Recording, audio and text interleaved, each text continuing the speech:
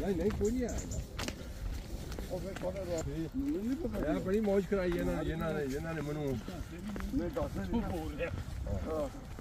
ایتکی یار انگلینڈ بڑی موج رہی ہے خاصا انگلینڈ میرا پہلی یاری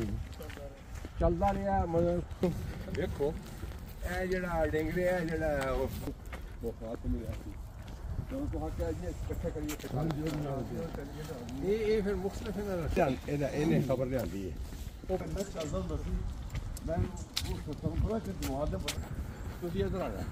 ہاں جی ضرور ضرور جی کیوں نہیں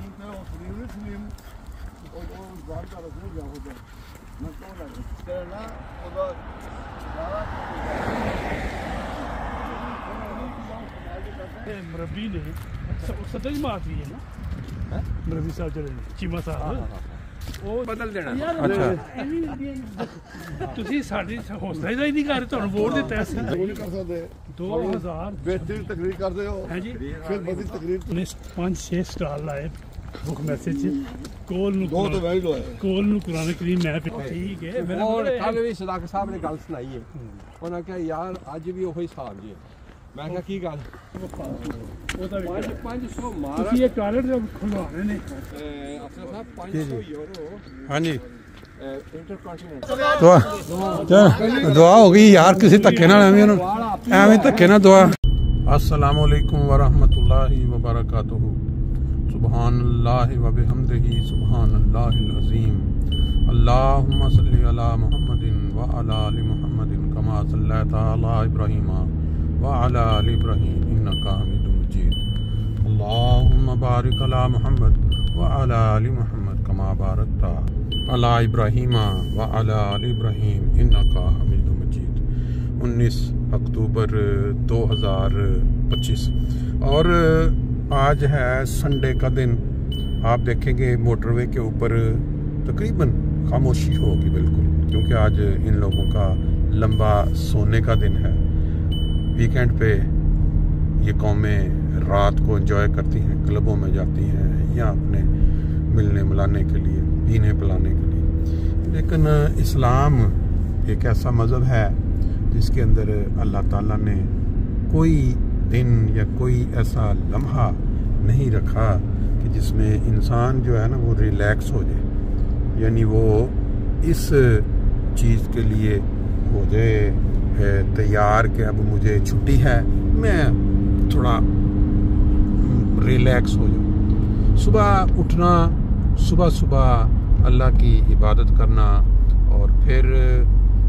عبادت بھی تبھی قائم رہ سکتی ہے اگر انسان کی صحت قائم ہے اگر صحت نہیں ہے جیسے خلیفۃ المسیح رابع رحمہ اللہ علیہ نے فرمایا کہ انسان کی جب صحت خراب ہو جائے پھر اس کے اندر وہ ہمت ہی نہیں رہتی کہ وہ عبادت کر سکے یا اس کو عبادت کے معیار کے مطابق تو جب تک انسان کے پاس صحت ہے وہ اللہ تعالیٰ کی دی ہوئی اس عنایت کے مطابق وہ جو زندگی کا مقصد ہے پیدائش کا اس کے اوپر عمل کرے جماعت احمدیہ کو اللہ تعالیٰ نے پوری دنیا میں پھیلا دیا یہ 84 کے بعد زیادہ تیزی سے جب ضیاء الحق نے وہ آرڈیننس بنایا جس میں نہ اذان دے سکتے تھے نہ مسجد کو مسجد کہہ سکتے تھے ایون کہ السلام علیکم کہنے پہ 3 سال کہ یہ ہے وہ پاکستان کا آئین جس کا اکثر اظہار کرتے ہیں لوگ جی آئین پاکستان پہ یہ عمل نہیں کرتے لوگ آئین پاکستان جو ہے وہ جو ضیاء الحق نے آرڈیننس کے ذریعے مضمون میں وہ بنایا اس نے ایک شکل کا اب اس کا جو رزلٹ اللہ تعالیٰ نے دیا جماعت کو کہ پوری دنیا میں جو احمدی پھیل گئے ہیں آج اگر آپ دیکھیں اسلامی ممالک کے پاس خربوں روپیہ ہے تیل کی پیداوار سے لیکن ان میں سے کوئی ایک بھی ایسا ملک سعودی عرب کی چلے لے لیں کہ جس کو یہ توفیق ملی ہو کہ وہ اسلام کی تعلیم کے مطابق جو کہ اللہ تعالیٰ کا حکم ہے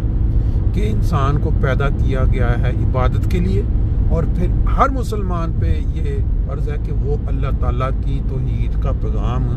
دوسرے لوگوں تک پہنچائے لیکن کس کو توفیق مل رہی ہے کون ہیں وہ لوگ جو ان یورپین ممالک کے اندر آ کے ان کے چرچوں میں جا کے،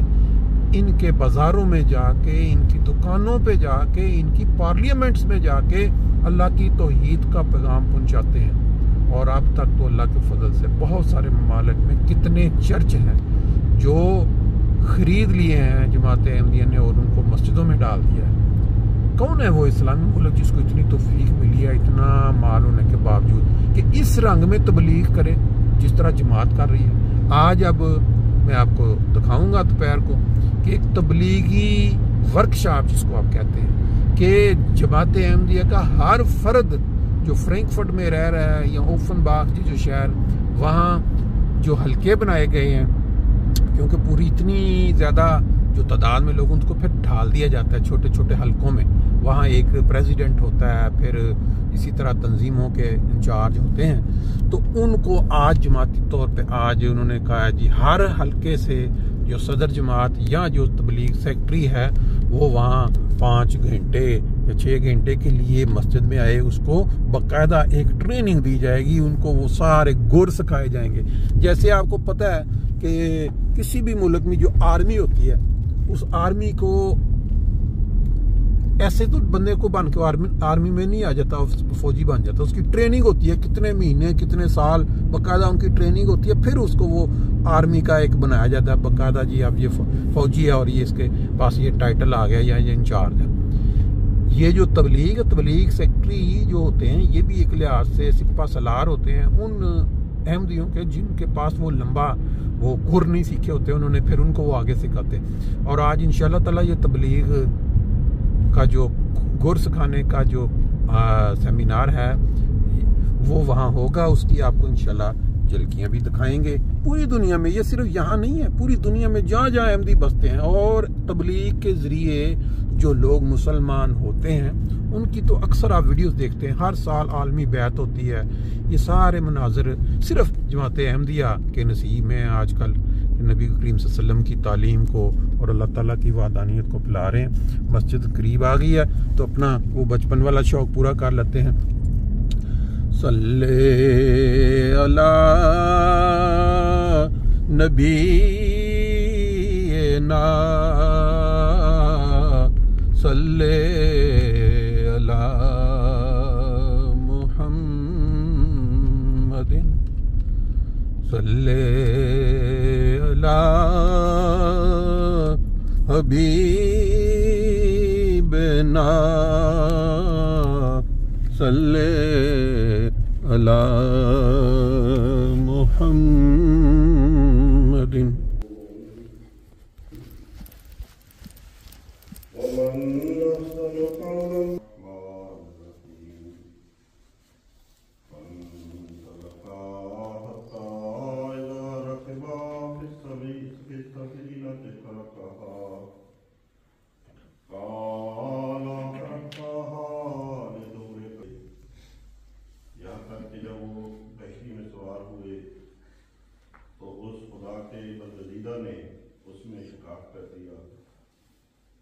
اس نے کہا کہ کیا آپ نے اس لیے شکار کیا ہے کہ آپ اس کے اندر بیٹھ کر جانے والوں کو غرق کرتے ہیں؟ آپ نے یقیناً یہ ایک ناپسندیدہ کام کیا ہے۔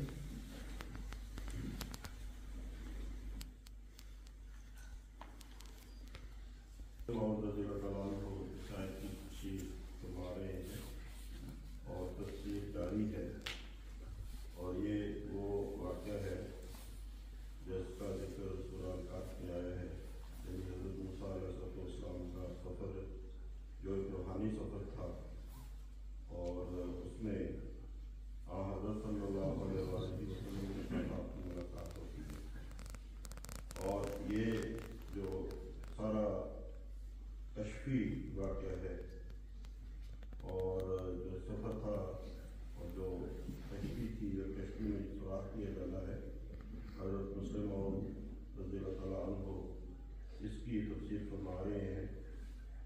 تو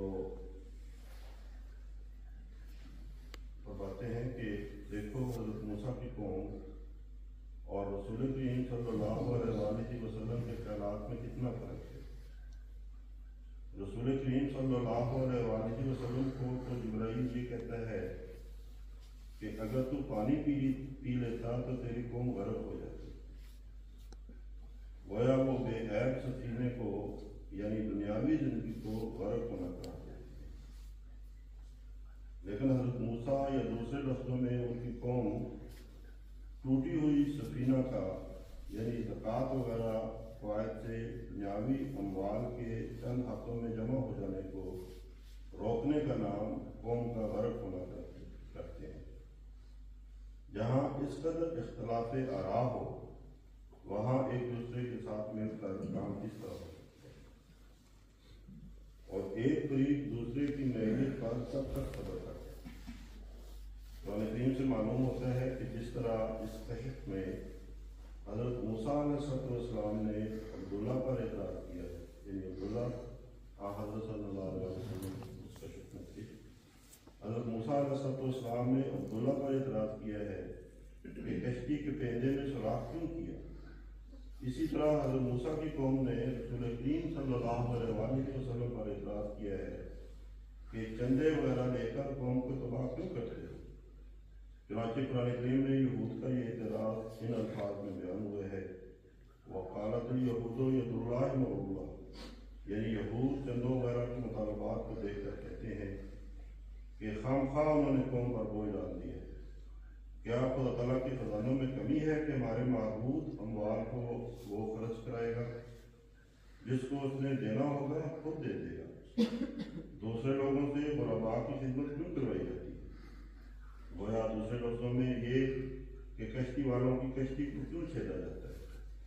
اسی طرح عام کفار کے متعلق بھی قرآن کریم میں آتا ہے اور ان میں یہود و نصارہ سب ہی شامل ہے کہ وَإِذَا قِيلَ لَهُمْ أَنفِقُوا مِمَّا رَزَقَكُمُ اللَّهُ قَالَ الَّذِينَ كَفَرُوا لِلَّذِينَ آمَنُوا أَن نُطْعِمُ مَن لَّوْ يَشَاءُ اللَّهُ أَطْعَمَهُ إِنْ أَنْتُمْ إِلَّا فِي ضَلَالٍ مُّبِينٍ. یعنی جب لوگوں کو محمد رسول اللہ صلی اللہ علیہ وسلم یہ تعلیم دیتی ہیں کہ خدا تعالیٰ نے جو تم کو مال دیا ہے وہ صرف تمہارے لیے نہیں ہے، سب دنیا کے لیے ہے، اسے اللہ تعالیٰ کے غریب بندوں پر خرچ کرو. تو وہ آگے سے مسلمانوں سے کہتے ہیں کہ کیا خدا تعالیٰ خود ان کو نہیں کھلا سکتا؟ پھر جب خدا نے باوجود بڑے خزانوں کے ان کو نہیں کھلایا تو ہم کس طرح ان کو اپنے اموال میں سے حصہ دیں؟ اور پھر یہ کہ کفار مسلمانوں سے کہتے ہیں کہ تم تو بڑے ہی بے راہ ہو کہ اس طرح اپنے اموال کو تباہ کرتے ہو. بس یہ اعتراضات اسلام کی تعلیم پر یہود اور دوسرے کفار کی طرف سے بکثرت ہوتے رہے ہیں اور آج تک ہو رہے ہیں. لیکن خدا کا عاشق ٹوٹی ہوئی کشتی میں ہی اس دنیا کا سفر کرنا زیادہ پسند کرتا ہے بنسبت اس سلامت کشتی کے جو اس کے دل سے خدا تعالیٰ کی یاد کو بنا دے. نصارہ کے لیے اطلاع سب سے زیادہ ہے کیونکہ وہ زیادہ مالدار ہے. اس آیت سے بھی اس کی تصدیق ہوتی ہے کہ یہ کشف ہے، ورنہ جب کشتی نے چھید کیا تھا تو کشتی غرق کیوں نہ ہو جاتی. اللہ